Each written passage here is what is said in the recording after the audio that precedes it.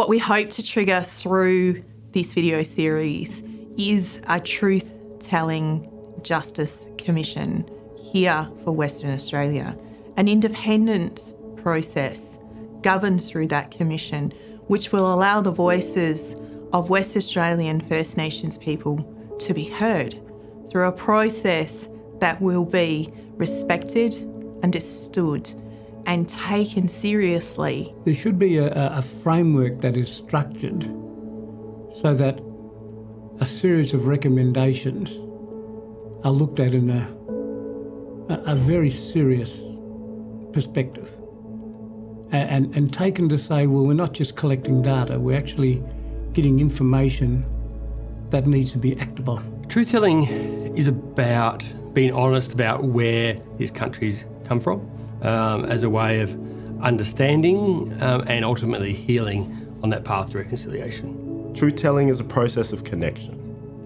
Connection is a process where you do the small things, where you show up in respect. Truth-telling is just telling the actual history of this country.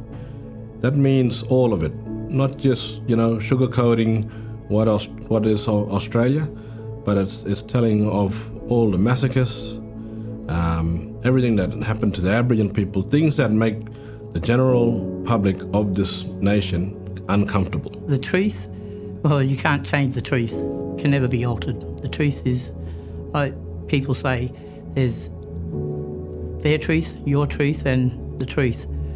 And you can't change the truth.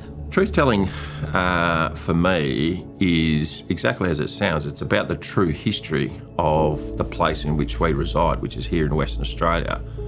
When I grew up, I got a very one-sided colonial account of the history of this place. Truth-telling really needs to start in the education system. There's still quite a lot of kids that have no idea what have happened to our people. It's also a way for children to understand, have an understanding, and hopefully the education department be able to have an understanding of telling the truth in our schools so that children and communities can heal. Helping others to understand the legacy and responsibility that I have for my children and for other generations, for what my children have for future generations. I'm part of the Stolen Gen, so it took me 6 years to find my family.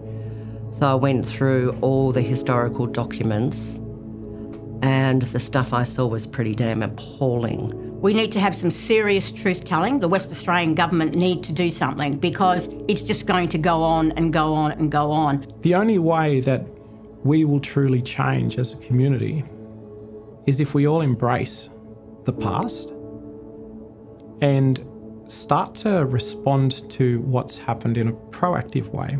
How do we preserve that with truth? How do we protect that? How do we maintain the dignity of the truth of that culture and restore the dignity? What we did was absolutely dreadful, and we acknowledge it and we say sorry, which we've done, but in saying sorry, we've got to do a hell of a lot more. And that's what I've been batting for all these years, of just trying to get Aboriginal people in control of their own health services, their own mental health services, their own justice services, their child protection services, and their education services and disability. Because if you have Aboriginal people in control, it works. There's an amazing opportunity for us to do that alongside the voice and ultimately going towards treaty. And I hope here in Western Australia we can step up and actually do that now. Now is the important time for anything to happen because it's under your watch.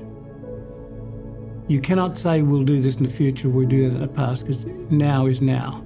It is important that in 2023, as we head towards a federal referendum on the voice to Parliament, we also require processes here in Western Australia that allow us to have truth-telling and treaty making. We need to make sure that we are laying the foundational pieces in order to make a successful referendum process.